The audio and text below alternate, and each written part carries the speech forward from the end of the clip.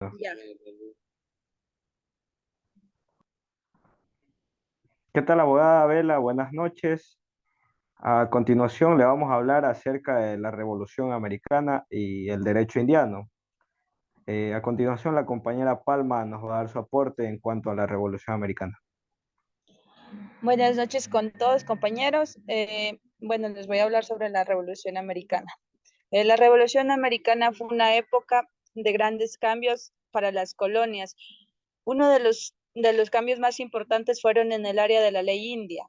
Antes de 1763, la ley indígena estaba regida por un sistema legal inglés del cual los colonos estaban excluidos.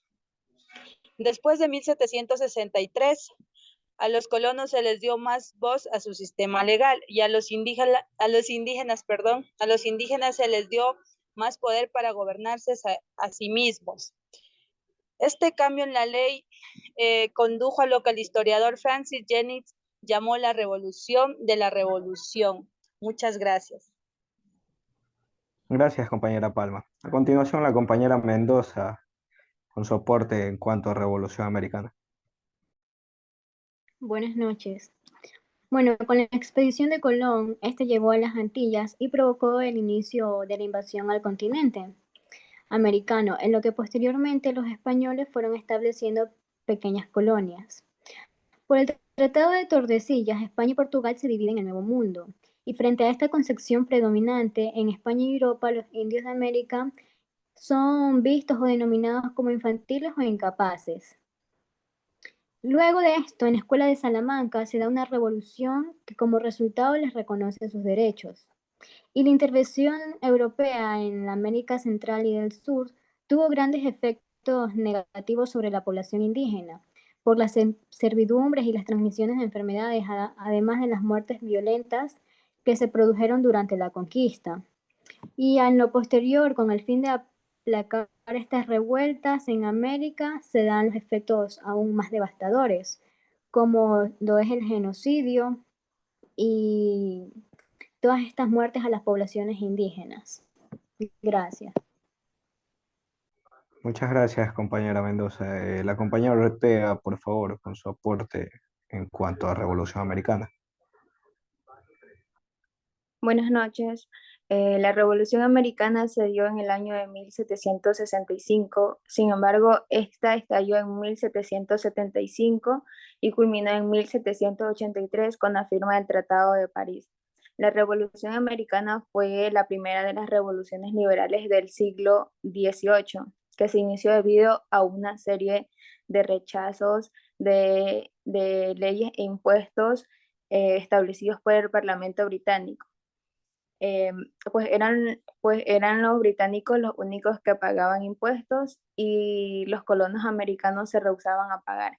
Fue así como se inició este conflicto en 1775, que se dio a nivel internacional, en donde los patriotas americanos se alinearon con Francia, España y Holanda para expulsar a los británicos de América. Gran Bretaña no se quedó atrás y también tuvo apoyo de los alemanes y los indios, eh, que deciden luchar contra los colonos americanos, eh, para que paren de masacrarlos e invadir sus tierras de manera ilegal. Un año después, el Congreso Continental declara la independencia de Estados Unidos.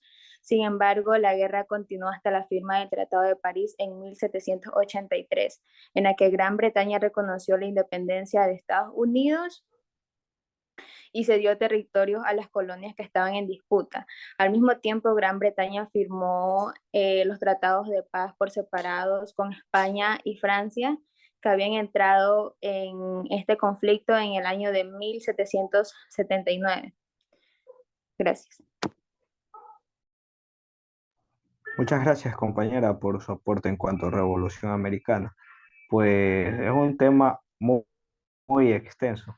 En contexto histórico, podemos decir que fue un evento fundamental en el transcurso de la historia mundial, porque fue la que socavó al poder absolutista de las monarquías europeas, contribuyendo al estallido de la Revolución Francesa, que es un tema del que no vamos a entrar en detalle en este momento.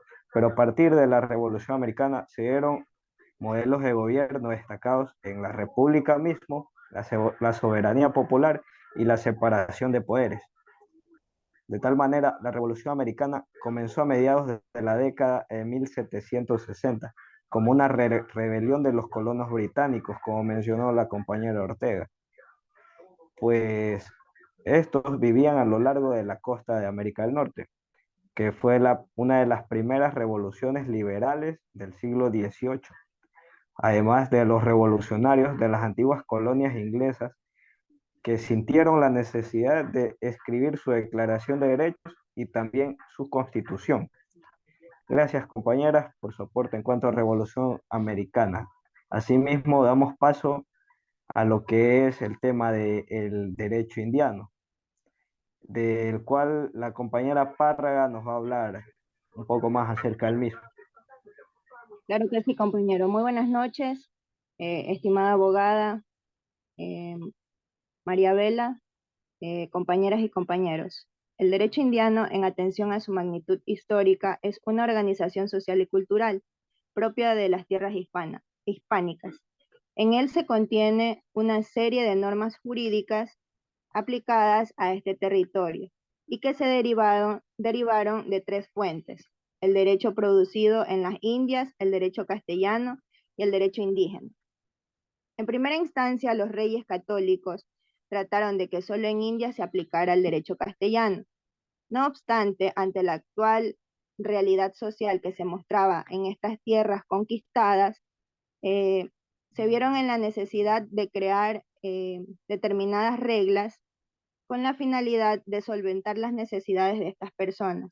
Y es así como surge este nuevo derecho llamado indiano, que, al igual que el castellano, eran los vigentes en esta colonia. Con la implementación del derecho indiano se establecieron las bases jurídicas que gobernarían el mundo colonial. La denominación particular del estatuto jurídico propio de las entonces llamadas Indias Occidentales, desde fines del siglo XV hasta comienzos del siglo XIX. Gracias. Gracias, compañera Parra. A continuación, nuestra compañera Cintia Muñoz nos va a hablar acerca de un poco más del derecho indiano. Buenas noches.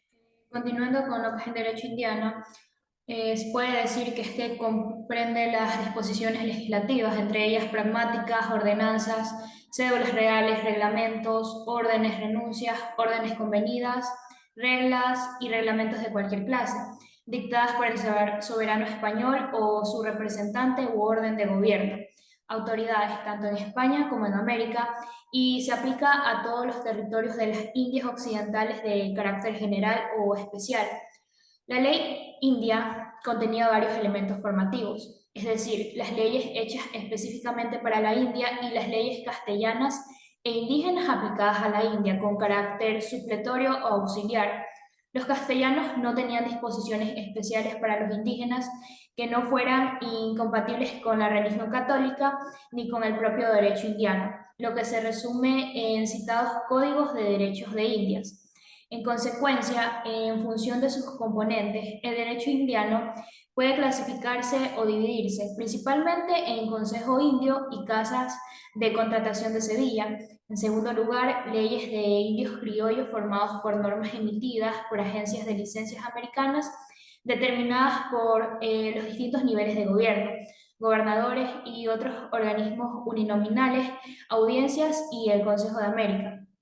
Y en tercer lugar, el derecho castellano, es decir, el ordenamiento jurídico que tiene carácter complementario o auxiliar, con un reconocimiento del propio derecho indiano, pero que se aplica en las Indias desde su incorporación a la corona castellana. Como conclusión, ¿no? El derecho indígena fue conformado por modestas prácticas jurídicas prehispánicas y consolidó o permitió la conquista y colonización de las Américas, incluso con el apoyo del derecho indígena. Gracias, ese sería mi aporte.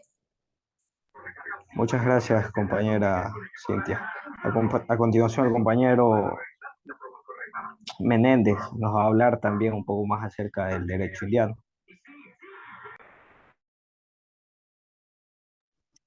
Saludos cordiales de mi parte, Javier Menéndez. Hoy me tocó aportar como complemento y finalización Sobre el derecho indiano. El derecho indiano nace en las Indias Orientales durante el periodo de la corona española, con una necesidad, la cual era la necesidad de justicia, ya que como este comparte, se trata de dar a cada uno lo que le corresponde, de la justicia como tal.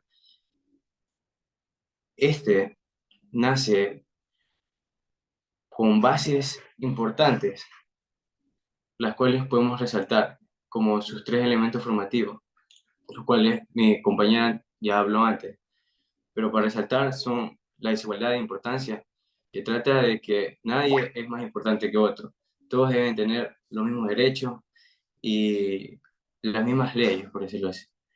El derecho castellano, los derechos indígenas y el derecho específico de la gente.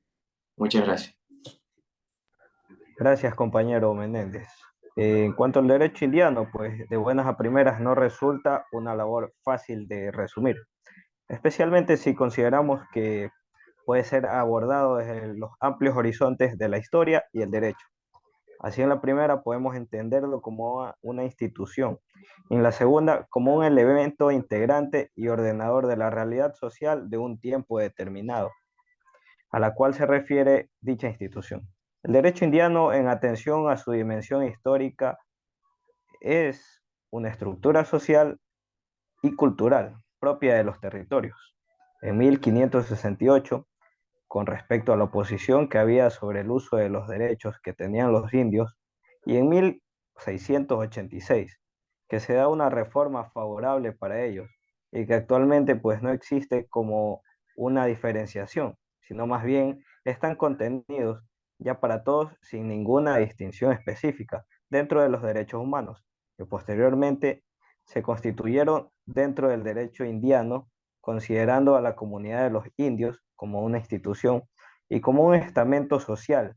Este sobrevivió, al menos en los Estados Unidos, hasta el siglo XX y contiene una serie de normas jurídicas que también se aplican a dichos territorios. Muchas gracias, abogada. Este ha sido nuestro aporte en cuanto a Revolución Americana y Derecho Indiano.